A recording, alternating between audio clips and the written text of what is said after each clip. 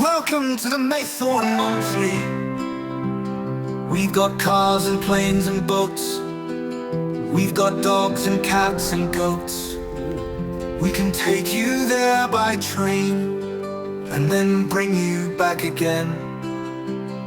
From mountain, land and sea, we can really set you free. So don't look so forlorn. It's the monthly from Maythorn.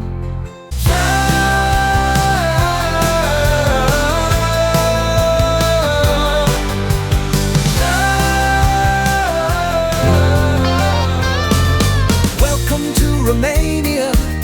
Welcome to Bucharest.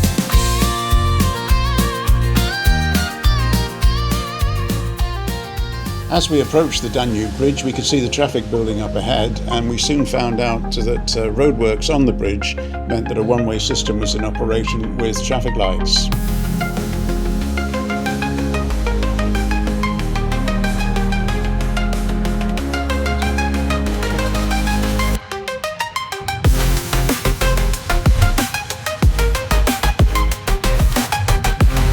You may get a glimpse of some of the roadworks as we fly through on the bus. And the bus trip was pretty much true to form in that it was under 2 hours to get into Bucharest and arrive at the Horoscope Hotel.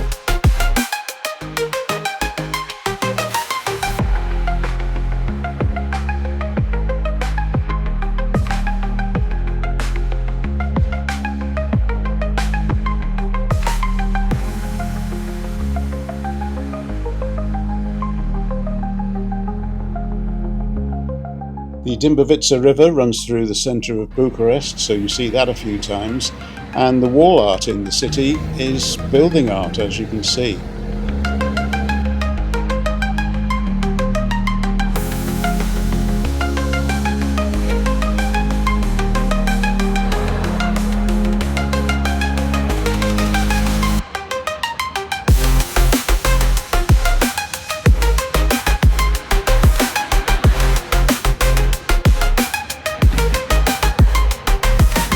The Horoscope Hotel marks the bus stop for the service we came in on, and also the one that we would go to the airport on later.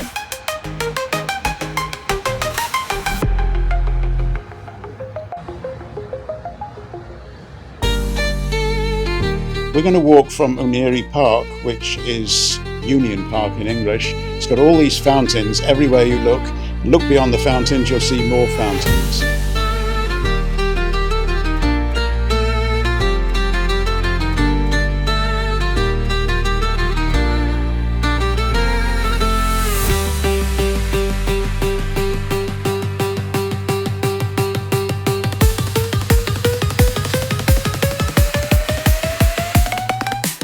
We walk down Uniri Boulevard, Union Boulevard. It's got these wide walkways, it's open and spacious with nice trees, and the central reservation has got fountains leading down to Constitution Square. We stop on the way down the street for coffee and a bit of people watching. We stay there until the people seem to be getting closer, so time to head off.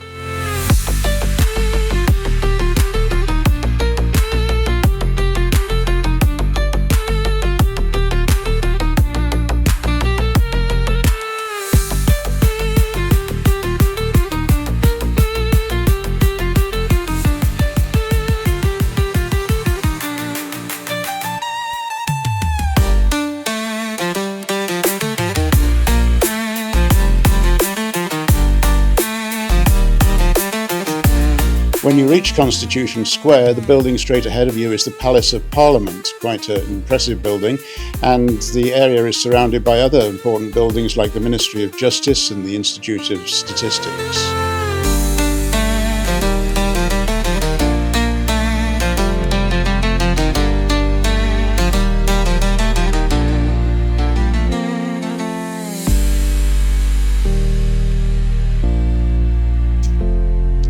It's time for a walk in the park.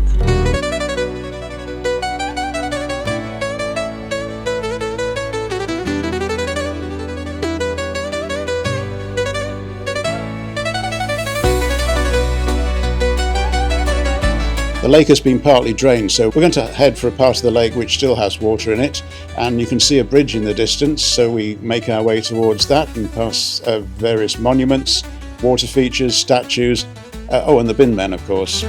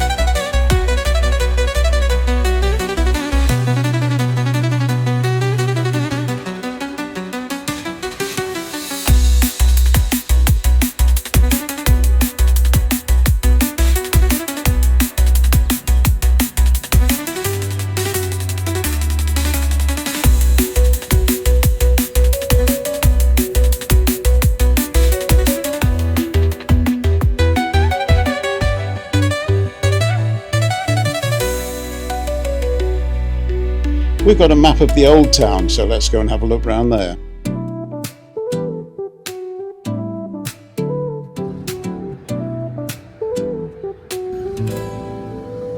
The lights are lit, the streets alive, a city buzzing, it starts to thrive. Cobblestone whispers from the past. In Bucharest, time moves so fast. Bucharest nights, they never sleep. Secrets and shadows running deep. The heartbeat echoes through the crowd. The city's pulse beating loud. From Lipscani to the Parliament stairs, dreams take flight with daring stares. Neon signs and laughter in the air.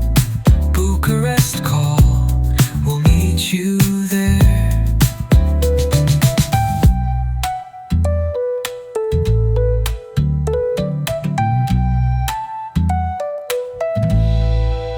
History talks in quiet tones, vampire tales carved into stones. But here and now, the future flies under these electric skies. Bucharest nights, they never sleep. Secrets and shadows running deep. The heartbeat echoes through the crowd. The city's pulse beating loud. Morning comes, but it won't slow down. This vibrant and unstoppable town. Bucharest, you're bold, you're free.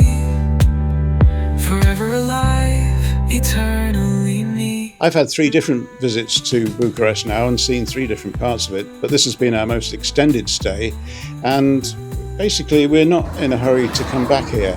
It's more expensive than Bulgaria.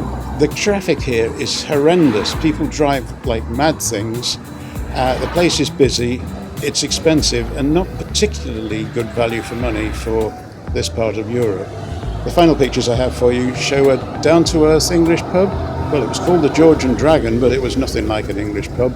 It was a fairly posh restaurant. It was pretty expensive. Food was very nice, but people were allowed to smoke inside, and that is just not on anymore.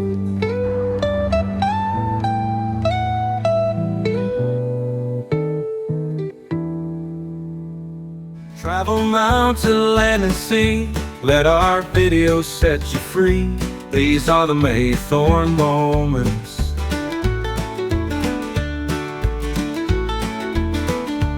Images from near and far. Travel there by train or car. These are the Maythorn moments. So this is by the lake in Arrow Park.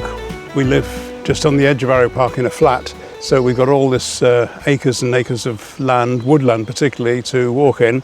And we used to come and sit by the lake in this tree. It's completely cracked down the middle and it's just disintegrating. And there's another one over there that's already disintegrated. So nowhere to sit now. So I'm going to have to move on. But we're back in the UK for a while, and the weather is going to make us stay here a while. We don't need to go anywhere else when we've got sunny weather in Britain. So these are my bits and pieces for this month. We're going to see some of the other places that we've been to. And I've also been messing around with AI, trying to get an AI to give me some sheep. It worked all right when I was doing still pictures of sheep, but when I asked for video of sheep, it didn't quite work out. I wanted to be a bit silly and ask for some sheep boarding a train. Why it produced cows for me, I have no idea, but we'll keep trying for that one, because sheep should be allowed on trains. It's only fair. Images from near and far. Travel there by train or car. These are the Maythorn moments.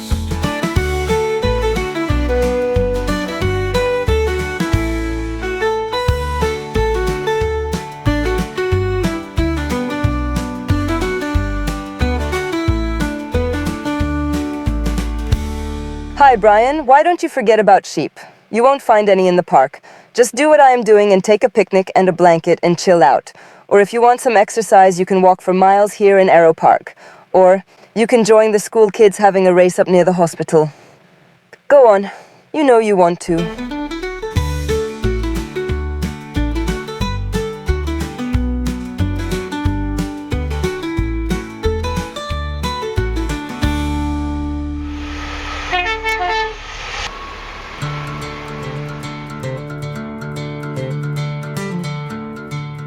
We're back at Tam O'Shanter Urban Farm for this year's Beltane Witch Festival, and quite a lot changes from year to year in the farm, so it's always worth a look round. And if you look carefully amongst the trees, you might see the odd witch or two. If you're into something a little more relaxing, you need to unwind, then head for the healing field.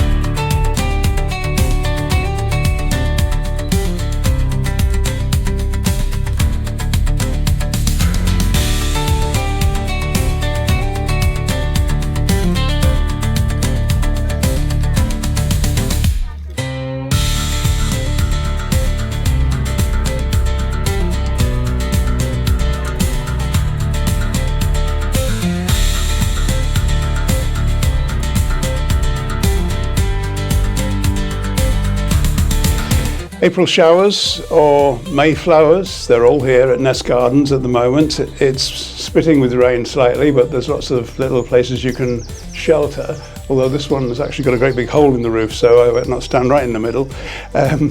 Behind us are the Welsh Hills, as you know, and a friend of ours, Jenny, told us that the blossoms are all out at the moment here at Nest Gardens, so we've come down to have a look. And we said, whereabouts? And she said, by the railway line. Now, it's the first time we'd realised that this extends right down to the railway line between Wrexham and Bidston. So had a look at that while we're here, and she's right.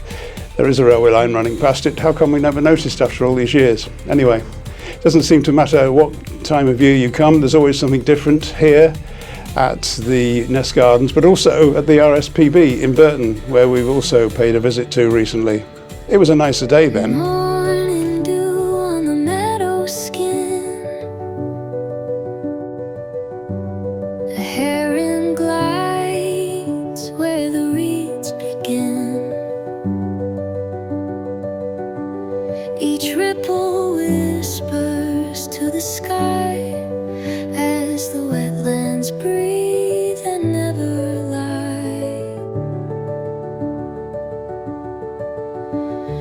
Branches hum with the robin's tune, crickets string notes beneath the moon. A fox sneaks low through moss and clay, nature's secrets tucked away.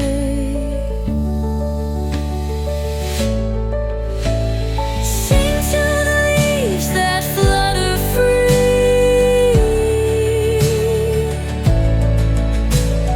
echo the wind through every tree. Wild hearts beating in the rise and fall, the wetlands calling, the songs of all. Dragonflies dance on mirrored streams, soft fog swallowing awakened dreams. The cattails sway to a gusty hymn where life begins, it lies within. The reeds may bend but never break,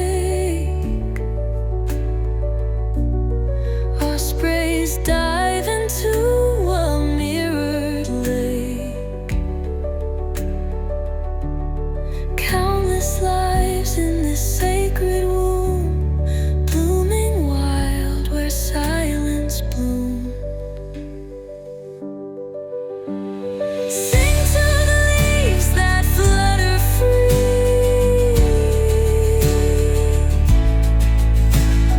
echo the wind through every tree.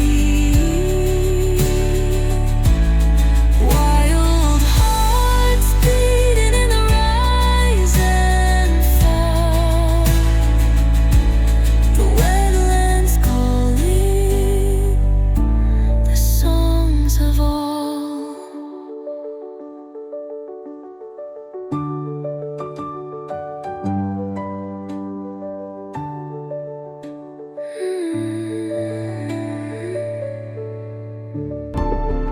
Coming back to our more overcast day at Nest Gardens, let's give you a look at the blossom. This is the kind of thing that's only around for a short time, so if we don't catch it now, you've missed it for another year. We'll also show you some parts of the gardens that are sort of behind the scenes, although they're quite visible, some of the work that's going on and the solar power that's being used to generate the energy here.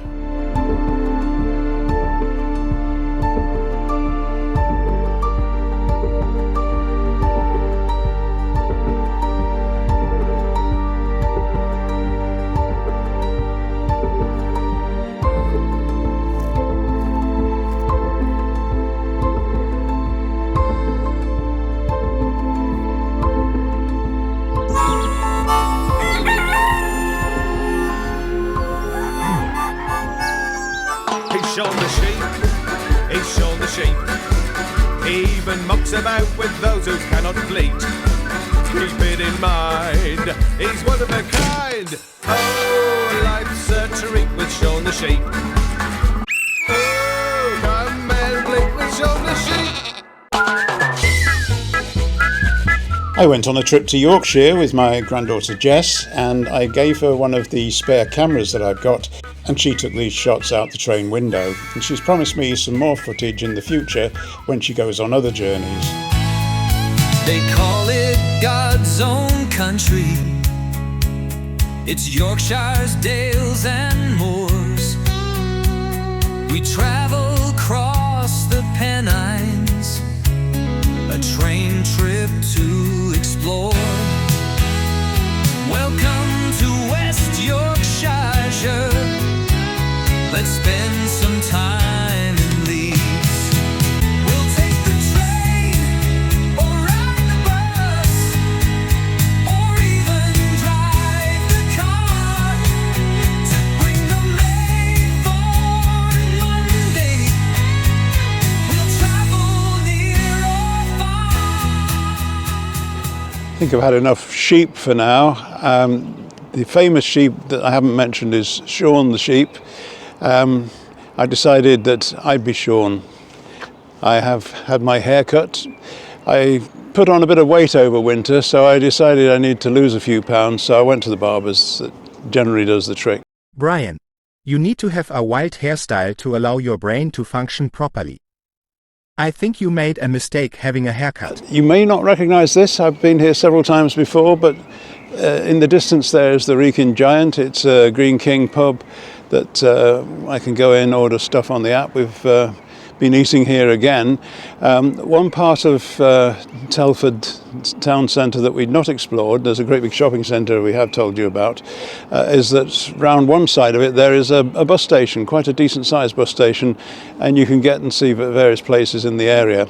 So we're going to go down there now and take a trip on one of those buses. Back in the 1960s, when new towns came our way, they built this one in Shropshire, the Telford of today. Welcome to Shropshire. It's Maythorn Monday, Telford. It was getting late in the day by the time I said that, so the next morning we walked from the Travel Lodge through past the cinema, turned right, and just around there on the edge of the precinct is the bus station, and we caught the number 2 to Madeley.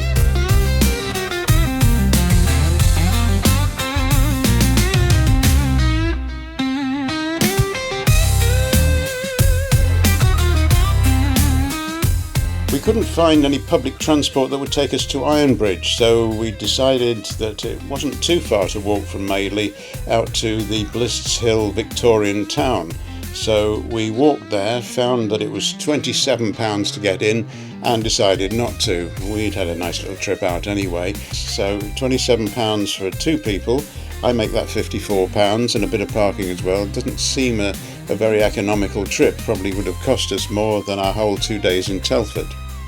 If you want to spend some more money, go down to Ironbridge itself. It's got half a dozen museums. Each one will cost you £12 to get in, although if you want to see them all, there is a special ticket that gives you total admission.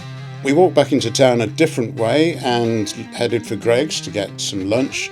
We are pensioners and we do have a budget to stick to, so some of the things around here are just far too expensive for us.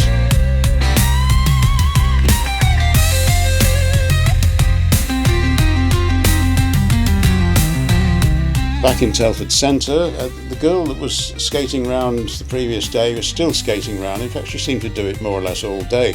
I don't know what she was training for or her reason, but we just kept seeing her. So sitting by Southwater means watching this girl go past every 5 or 10 minutes, but also we got to watch the birds and the fish that are in the water and just enjoy the sunshine.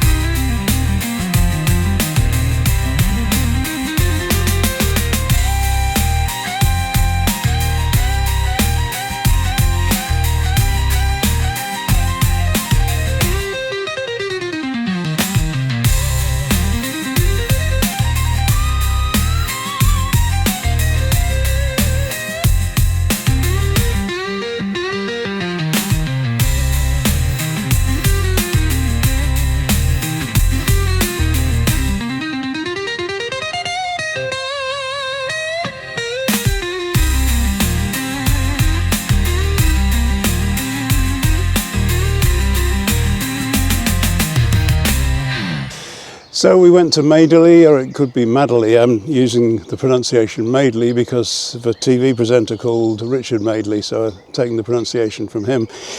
Otherwise I've never heard of it. It's out towards Ironbridge, and we went on the bus there, a number 2 bus, and when it came to come back again, we couldn't find where the number 2 came back. So we found the number 4, came back on the number 4, but it was a bit strange in Madeley because it has a one-way system, and we couldn't figure it out where all the bus stops were and which direction the buses were going to be going in. We wanted to get back to Telford. Didn't seem that easy a thing to do. Anyway, we're back, and we're amongst all the ponds and trees and things in the town park in Telford. In fact, there's a lake behind Ruth, and I'm going to annoy her now because I'm going to walk right past her. There's a number of these. I would call them lakes, they call them ponds. They have a lot of geese and ducks and things, the Canada geese and some of the other types of geese all on here, but we think the Canada geese have been making the most noise this morning. But I'm going to take the opportunity to look back at last month and our trip to Bulgaria, because we didn't show you some of the accommodation, and some of it was quite interesting. Now, you know I'm a property person, and in Sofia we stayed in a room in an old house that the people were clearly renovating. It was a very interesting house. They advertised the room as an apartment, but it's not really an apartment if there's no cooking facilities. But it was a perfectly adequate family room with an ensuite, and there were bunks in the second part of the room for the rest of your children. We don't want any of those with us, thank you, not at this late stage. So that was interesting. You know, in Svistov we stayed in the Hotel Nove. We've been there before and had a good look round. And then we moved on to Rusa, and a hotel we'd spotted last time we were there, which is called the Cosmos.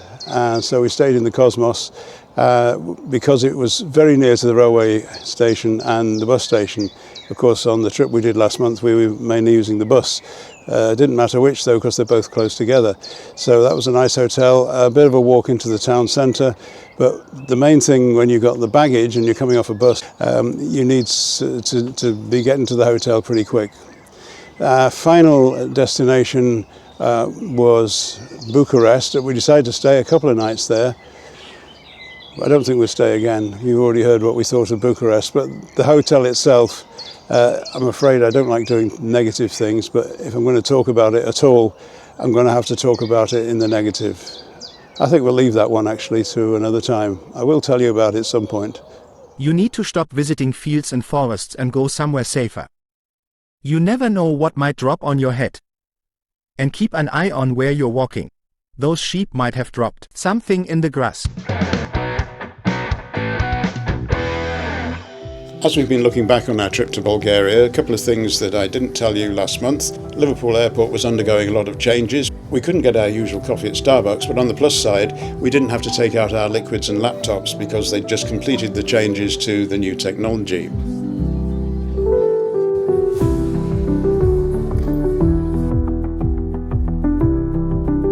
One final comment about Bulgaria, and I'd wondered if they were into model railways at all there.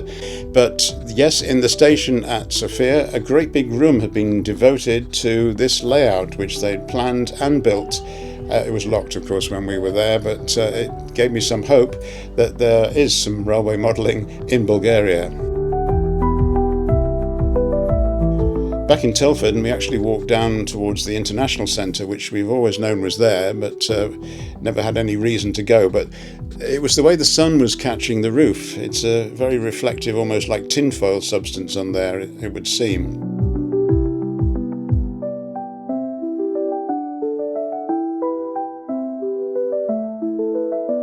And from there we went back through the shopping mall, out the other side, and you're then on a walk to the station, which involved crossing the main dual carriageway via a bridge, and basically you come down by the stairs or the lift, your choice, onto the platform for your train home. And so that's our look at Telford on the Maythorn Monthly, which we first put out on the Maythorn Monday. I hope you don't get too confused by all this, but we are doing weekly videos, no longer on a Tuesday, we're now doing them on a Monday.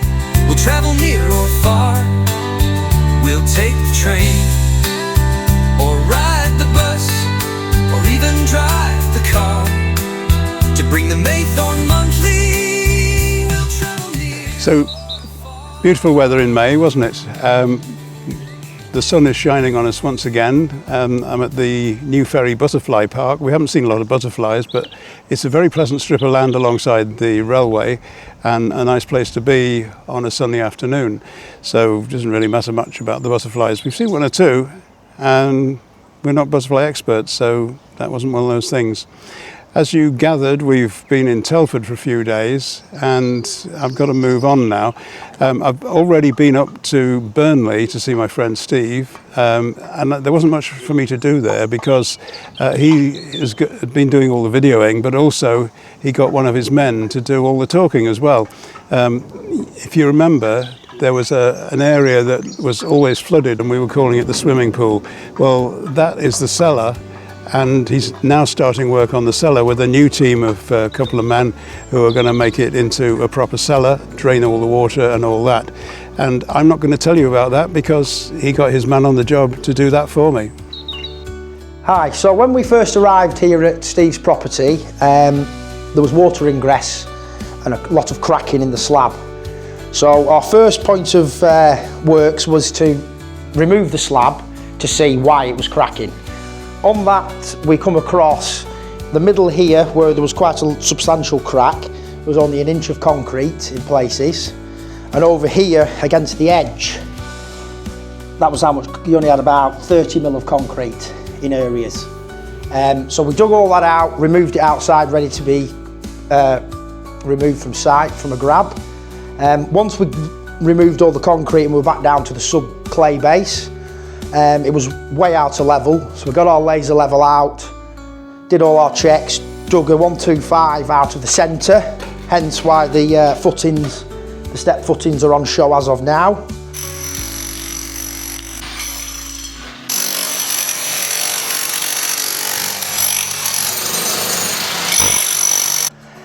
Once we got the levels and we'd done all the checks, we were happy. We installed the reinforced A393 mesh, tied together with rebar tyre on 50 mil spacers.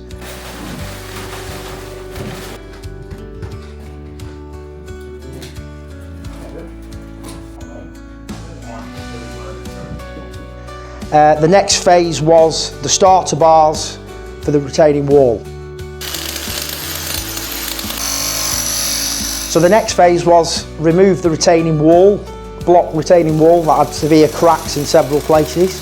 So we removed that, and once we'd done that, we were able to tie our starter bars onto the slab mesh. And once they were plumb and level and we put a brace in, we installed 4-foot rebars driven into the retaining earth, and then we managed to stand the mesh up plumb and level, tied off that. We also drilled and anchored in some resin anchored some 12mm bar into the wall to stop it from, it's tied in now from 3 points, floor point and both corners of the wall.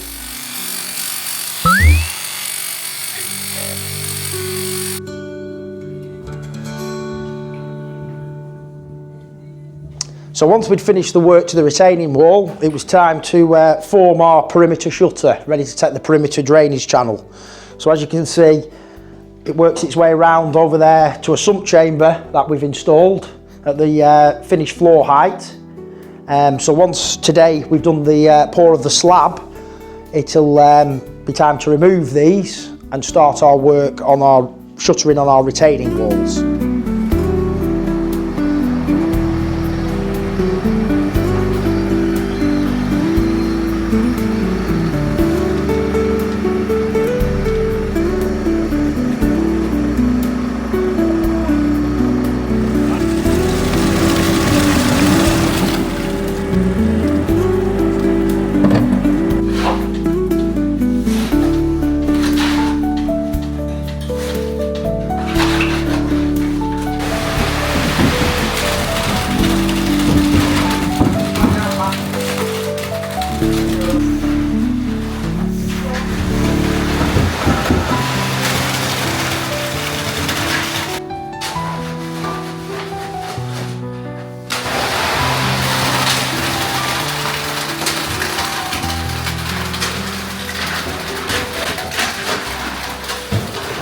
So what we've been doing for the last few days is building these shutters, ready for the concrete to be cast in one to form a nice uniform, strong, well-built retaining wall here, which will be over 350mm with the mesh that we put in previously.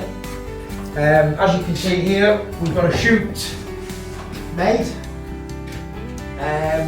For the concrete, there'll be a barrow from the top, barrow at the bottom, chute down, easy, nice pull, vibrate, float up, let it go off then, and then we can strip the shutters in a few weeks, next week hopefully.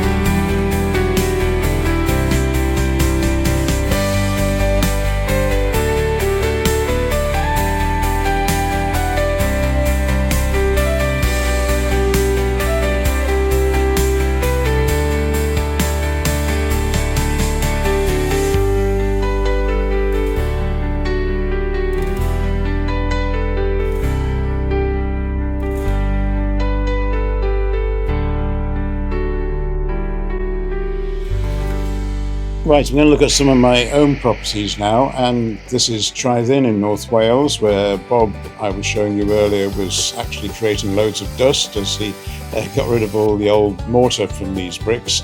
And over the last month we've had a couple of return visits to finish off the pointing, with the latest one this week having lots of attention from the birds who had been nesting in the roof next door. So there's the finished results on that side wall. We'll have to do the front wall some other time. Colin sent me these pictures from Bulgaria to show how my house there is getting on. You'll see where the water feed comes into the house just outside the bathroom in the kitchen area, and it comes through the wall, and there is where the hot water tank will be installed. And if you follow some of the other pipes, they've been buried in the concrete, they've been put up against the wall, depending on what the finishing touches are going to be.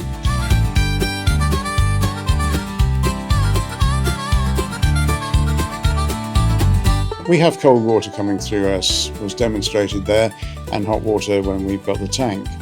Over on the other end, where the main bathroom will be, there's provision for plumbing and waste going through to the kitchen on the other side of this wall. Stefan finishing off a little plastering. He'll be doing more of that in future weeks.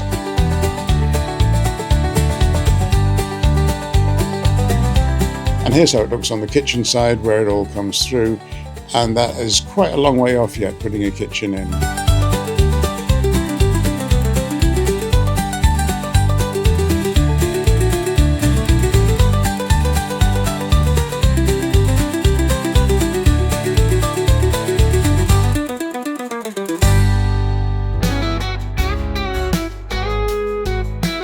Back at home, I've been running an advert on Spare Room for one of my rooms in the Wallasey HMO. This one was abandoned by the previous tenant. It was rent day. The rent didn't come through, so I went to see what was going on, and she'd done a bunk and left it in quite a state. I ran the advert straight away as soon as I realised the room was empty, but it was going to take us a few weeks to sort out all the mess that had been left behind, so I set a forward date saying the room was available a few weeks ahead. Tenants are supposed to clean the room and keep it in the condition which they found it, and a quick look round here will show that no cleaning was ever done. She'd been drying clothes on this radiator, which has a do not cover sticker on it, and I'm guessing that they started to smoke by the damage on the wall, and we're now having to replace that heater. Apparently she was too lazy to go down to the kitchen and prepare food and to wash up, and the evidence here is that she was washing up her dishes in the shower. As you can see, all that was left exactly as it was the last time she did it, and although she took all her main possessions, she didn't bother to empty any drawers or clear up any of the mess on the floor, never mind do any cleaning, and we had quite a lot to deal with.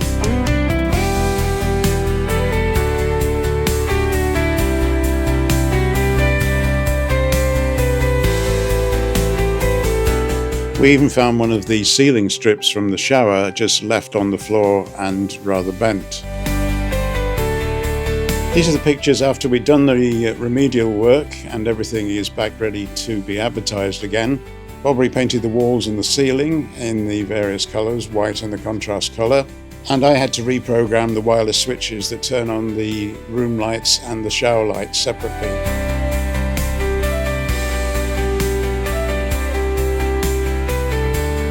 As is our practice these days, we replaced the heater with a new infrared one. These are far more efficient.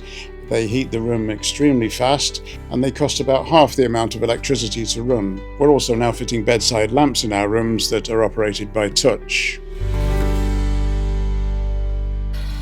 In Chester, if you've been following this story, you'll know that we had to take down a load of trees and all the dead wood was taken away in a skip. Bob came back then to try and reassemble the fence that was knocked down by the trees, and this was the neighbour's fence we were repairing, and he asked us to reuse the concrete panels that had been there for decades. We only managed to find a few that weren't broken, but we did use those, and we bought new fence posts to put them into. Unfortunately, these old concrete panels are too wide for the slots in the modern posts, so they had to be trimmed as well.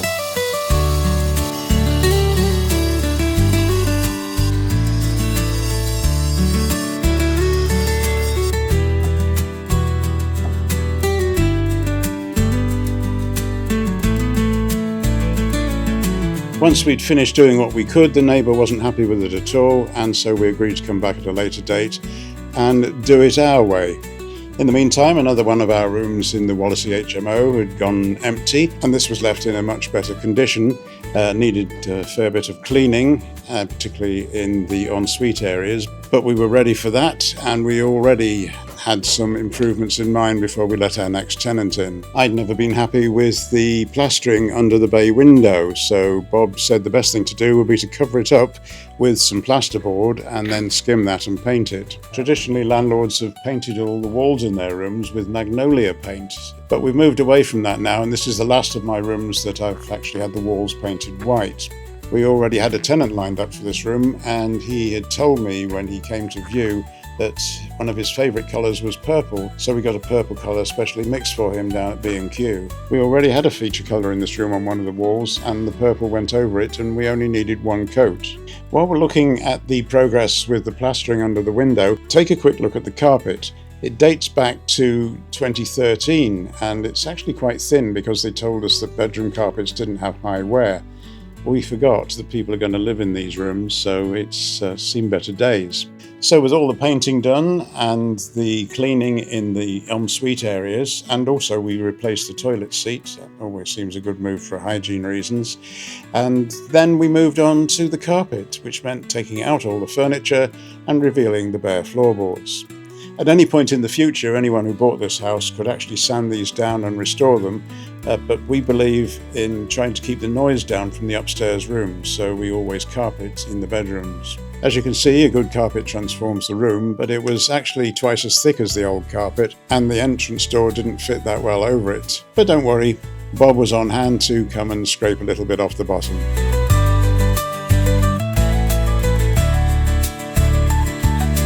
And that only left us to put back the furniture. We give every room an easy chair, a chest of drawers, a bedside table, and of course a double bed.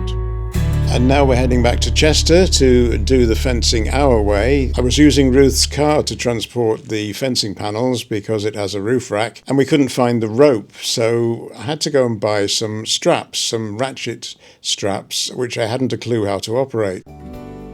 When I arrived at the house with the fencing panels and the concrete bits, Bob was already making preparations in the ground and digging the holes.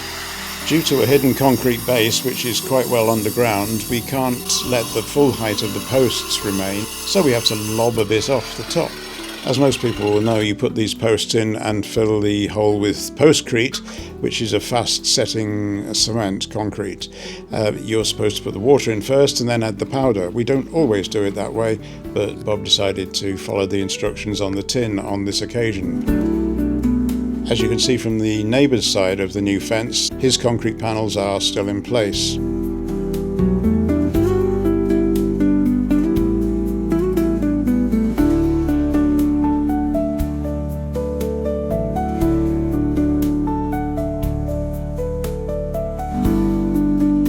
started off this little property feature in the new ferry butterfly park. Before we left, we had a bit of a wander round. It's alongside Bebington Station on the Merseyrail line from Liverpool to Chester, and although it's called a butterfly park, the guy did explain that there's lots of other wildlife here and perhaps not so many butterflies at the moment. It is a place where the locals come and bring sandwiches and have a bit of a picnic, so it's used as an ordinary park as well. There's a few other attractions here, and of course it's a narrow strip of land, used to be a goods yard, and therefore occasionally you will see trains going by.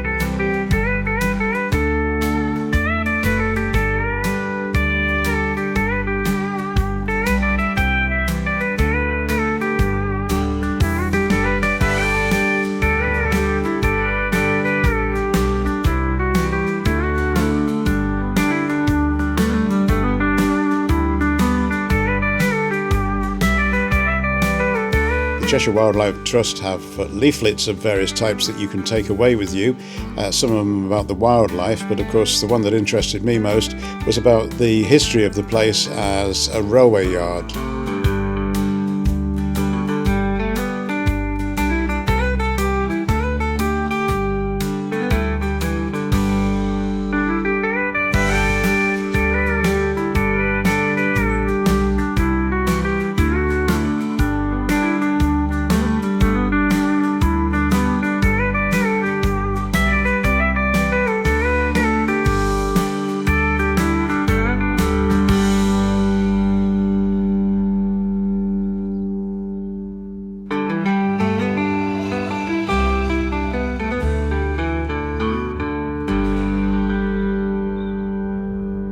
I'm going to find out what this does. No.